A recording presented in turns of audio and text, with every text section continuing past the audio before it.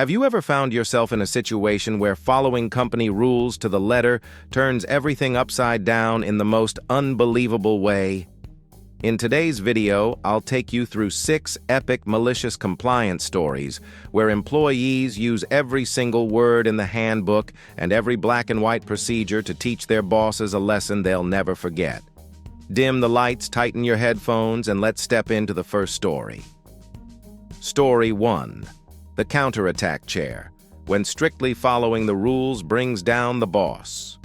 I still remember that autumn morning as if it were yesterday, the halogen lights in the baggage warehouse gleaming off the rows of silver conveyor belts, the machinery humming in unison like a mechanical symphony. My job was simple. Whenever a piece of luggage poked its head out, I'd lean in, grab the bag, and toss it onto the sorting area by flight code. For 3 years, my teammates and I had hit a near-perfect rhythm, A12, B34, C56. 3-4 bags every minute, keeping the conveyor belt running as smooth as butter. Even though the work was grueling, we stole small moments of respite, a single chair tucked into the corner of the belt, just big enough to lean back, close our eyes for 5 seconds, or shove in a quick bite before diving back into the never-ending flow. Then he walked in. Our new manager, smooth-skinned hair, slicked back his dress shirt crisp as if he'd just stepped out of an interview. On his first day in the warehouse, he made a grand announcement, effective immediately, that chair must be removed. You will stand for the entire shift to prove your dedication and boost productivity. No one dared object out of respect for hierarchy, and because none of us could imagine how miserable work would be without that tiny chair. The moment it vanished, I heard Lon whisper, "This guy's nuts." Min, tall, quick, lifting like a weightlifter, slumped against the wall with an exasperated sigh. But we weren't the type to take things lying down. The company handbook clearly states 1. Pull at least 1 piece of luggage per minute. 2. Stop accepting luggage at least 20 minutes before departure. So, we decided to comply down to the letter. Those small or oddly shaped bags the boss wanted for safety dumped into plastic bins. We dumped them right back onto the conveyor belt in their bins without touching the floor. 1 bag per minute. No more, no less. Even as the deadline approached, conveyor belts still piled high, I'd check my watch with calm detachment. When the manager demanded we clear those bins away, we politely declined. Sorry, that isn't in our job description. Within an hour, the belt had become an art installation of stacked plastic bins. Passengers erupted. "I'm going to miss my flight. Who's going to clear this?" One panicked traveler nearly lost her balance, sending a golf ball rolling down the aisle. The scene was so chaotic it would have gone viral on TikTok. Our manager rushed down to the floor, eyes wide. "This is a flea market, not a baggage belt. How dare you do this?" I smiled serenely and replied, "Sir, we are strictly following regulations, 1 bag per minute and stopping 20 minutes before departure." He stammered, unable to find a rebuttal. That day's flight status board filled up with delayed notices over 1,500 bags left unhandled, dozens of flights late, and the company shelled out tens of thousands of dollars in compensation. The next morning, the chair reappeared under the halogen lights. Our manager muttered in embarrassment, "Put the chair back where it was."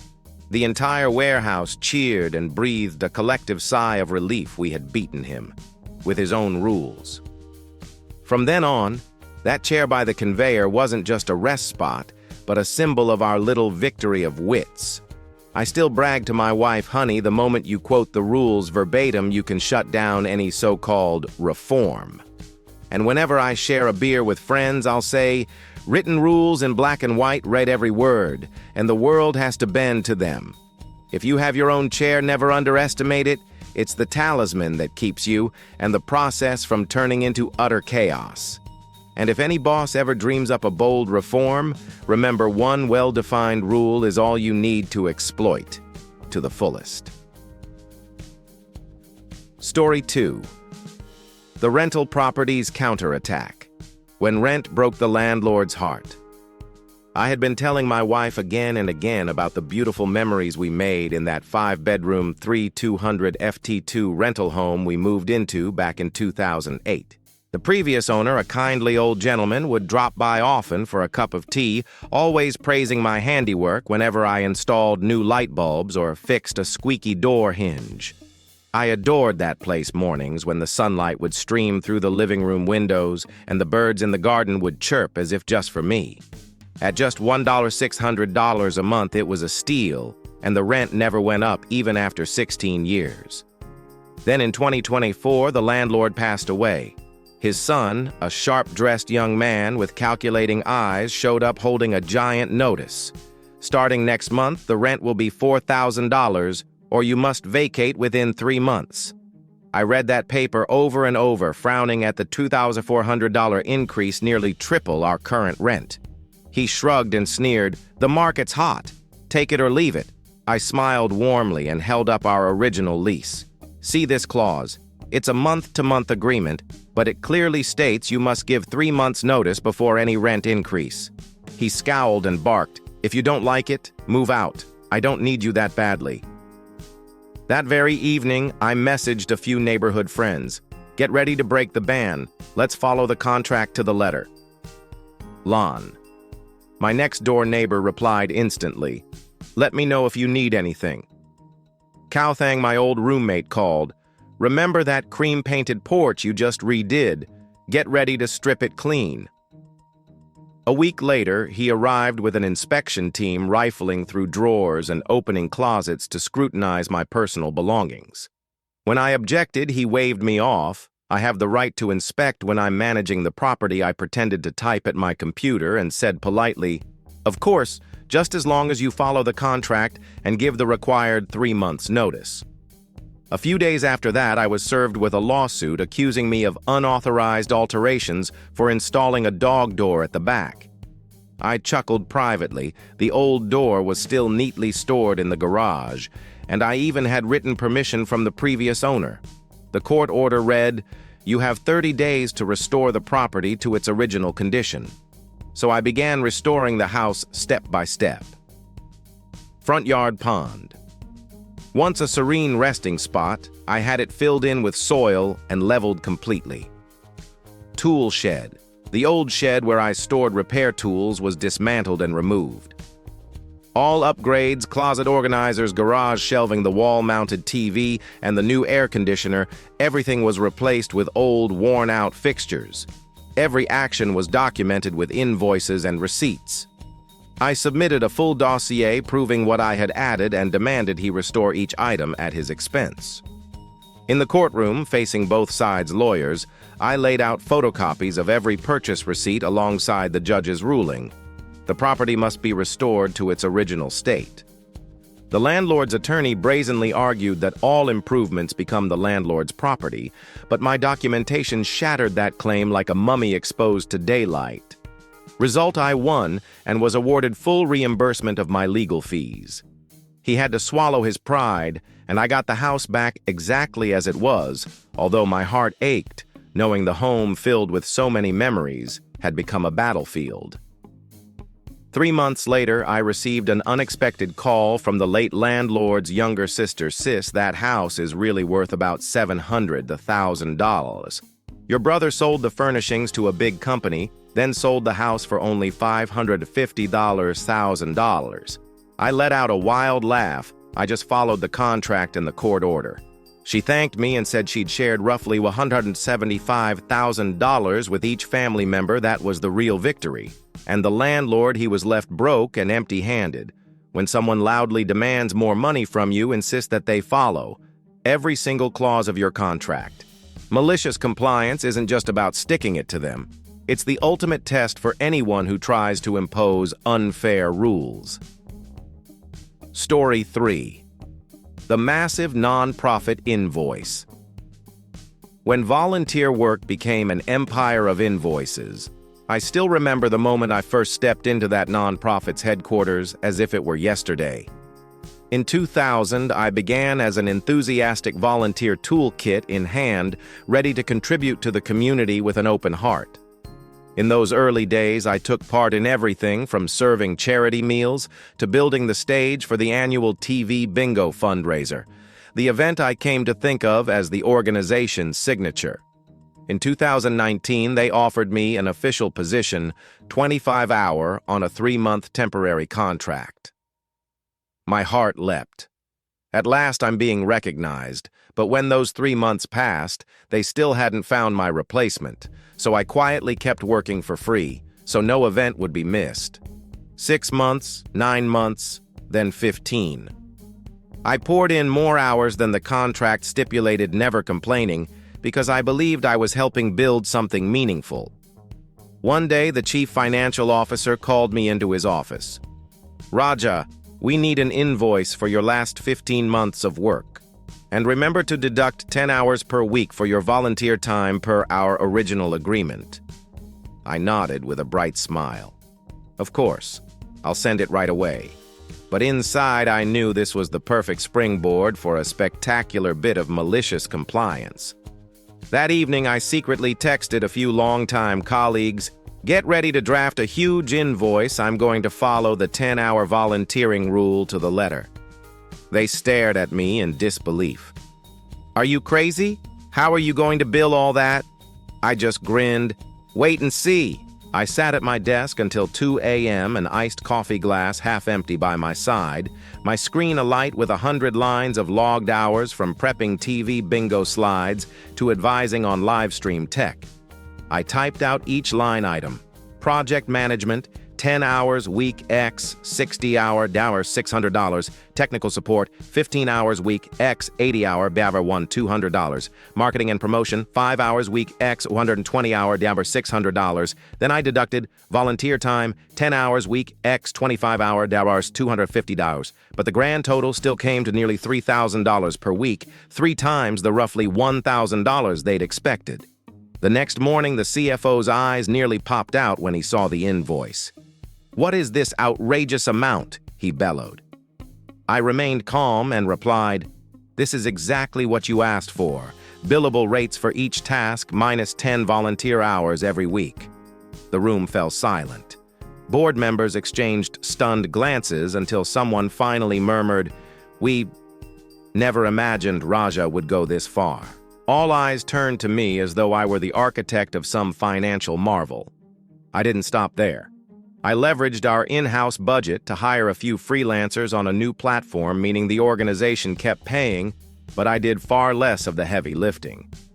Each afternoon, I simply reviewed progress, signed off on timesheets, and strolled out at 5:30 p.m., the very time I used to be scrambling to finish slides. Over those 15 months, I generated $30 million gross in fundraising revenue, about $20 million net after operating costs. The figure was so staggering that the nonprofit's board convened an emergency meeting to figure out how to reward and retain me. They finally realized my skills and time were worth far more than their initial budget had accounted for. One October afternoon, I emailed the director, "Thank you all for trusting me and giving me this opportunity. I've cherished my time here, but now I need to focus on family and personal projects. Please accept this as my official resignation after 30 record-breaking months." They were stunned, then applauded. Many even shed tears not of sadness, but of regret that such a devoted volunteer had been driven to push his own boundaries to the limit. When you grant someone the right to deduct volunteer hours, they may just turn it into an empire of invoices. Never assume voluntary work is free. Every minute of effort deserves its true value. Finally, if anyone tries to turn you into a billing machine, know every figure and every hour, and then use it to orchestrate your own grand finale. Story 4. The shelves are spotless. When strict adherence to procedure blocks, every effort to help.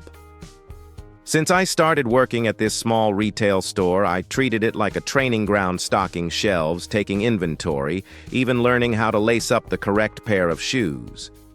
The manager here, Ms. Trang, was infamous for her rigid processes. Everything had to follow the exact timetable and task list, no more, no less. Pouring a customer's coffee had to be on the task list. and if it wasn't listed under support, you were forbidden to do it. That afternoon, I finished the skincare aisle earlier than scheduled. I crouched down, polished each serum bottle until it gleamed, then stood back to admire my work, a shelf impeccably organized, labels perfectly aligned. As I idly tried to text a friend about the football game, a stack of heavy cartons was wheeled out to the back room after delivery. To an ordinary employee, that would be a chance to help. But to me, it was a test of malicious compliance. Ms. Trang appeared, vest crisp, clipboard in hand. "Have you finished your aisle?" I smiled, turned around, stretched.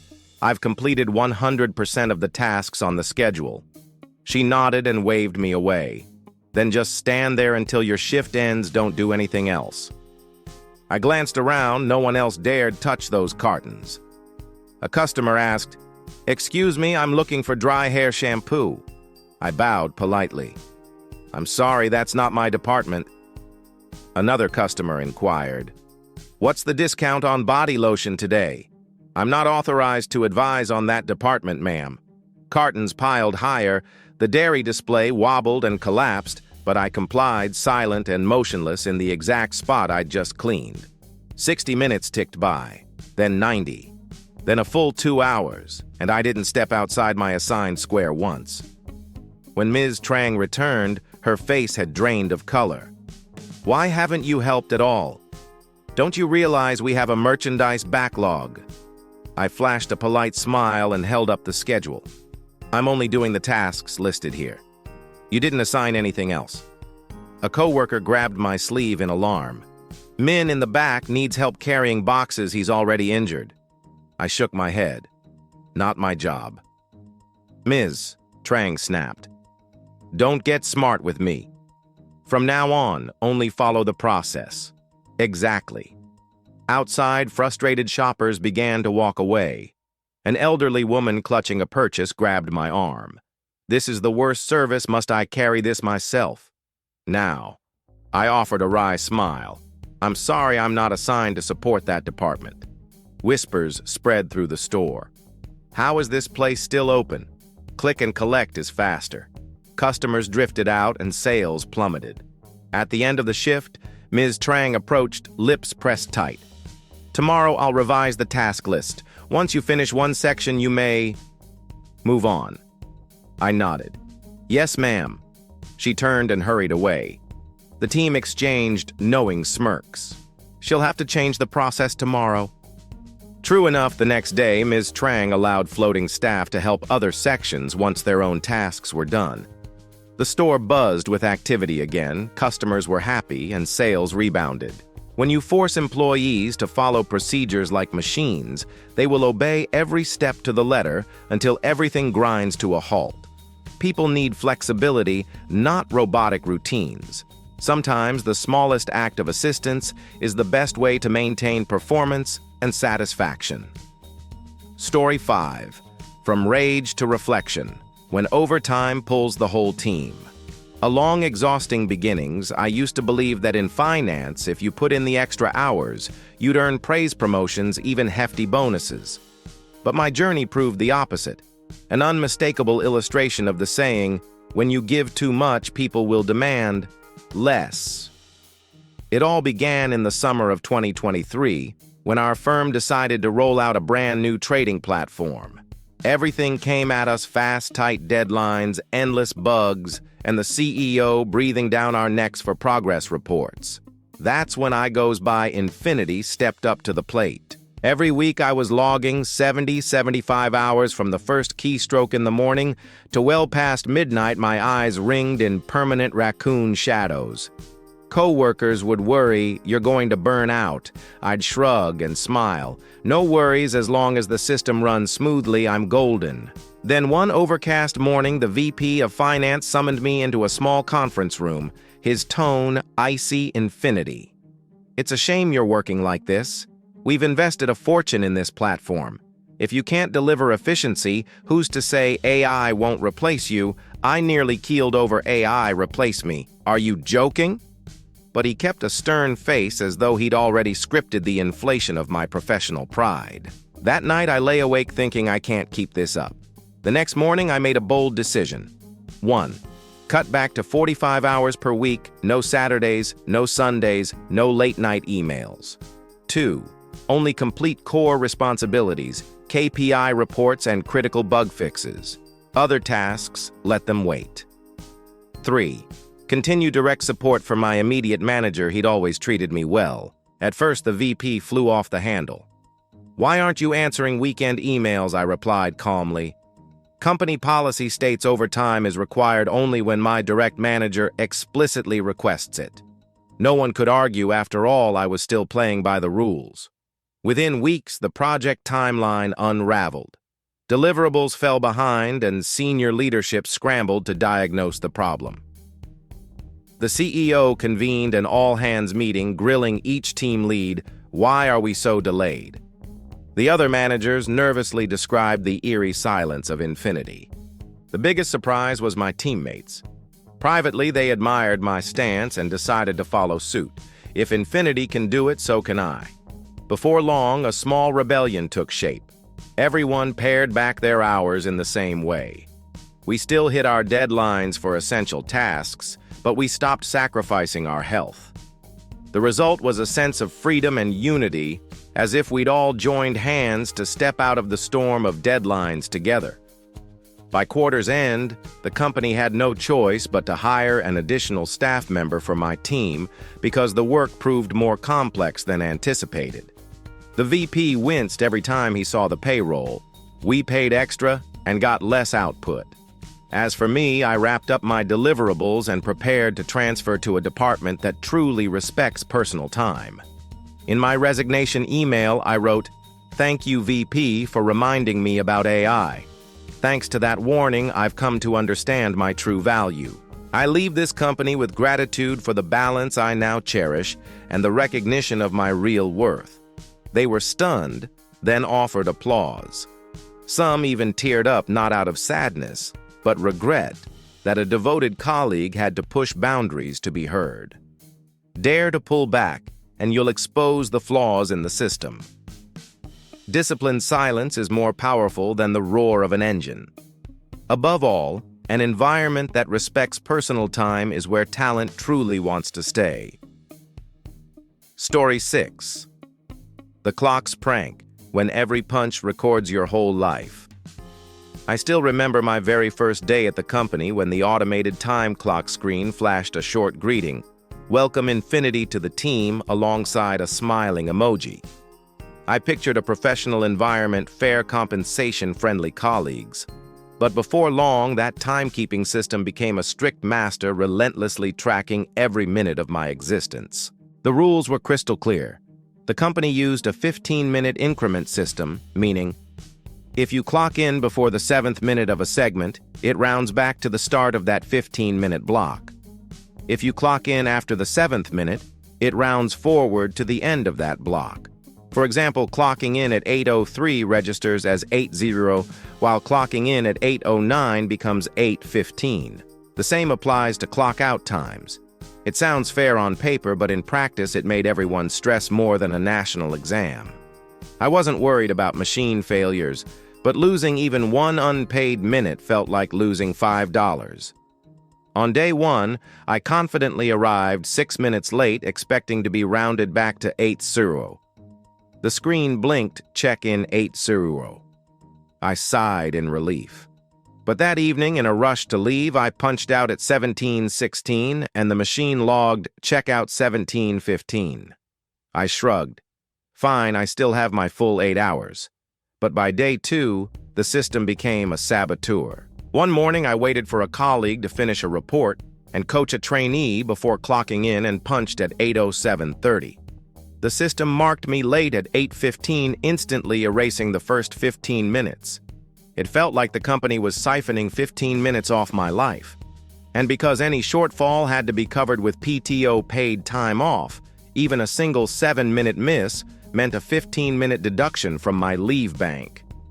Co-workers complained, "It's like retaliation." Everyone stood glued to the clock waiting for the magical 07:00 boundary. Some even set alarm clocks to ring at 6:48 a.m. so they could sprint in like marathon runners. After months under that pressure, I decided to fight back with classic malicious compliance. I studied every rule. 1 to 7 minutes into a segment, round back. 2 8 to 15 minutes into a segment, round forward. 3 overtime accrues PTO at a rate of 1 hour OT, 1.5 hours PTO. The company didn't pay cash for overtime, but it credited PTO at 1.5x the extra hours. So I crafted my strategy to always land in the most advantageous rounding window. Morning set my alarm for 6:52 a.m., so I'd clock in at 7:59 or 8:01, always rounded to 8:00. Lunch break, clock out at 12:53 to be rounded forward to 13:00, then back in at 13:06, 13:00. End of day, punch out at 17:02, 17:00. If I wanted more overtime minutes, I'd wait until 17:08, 17:15.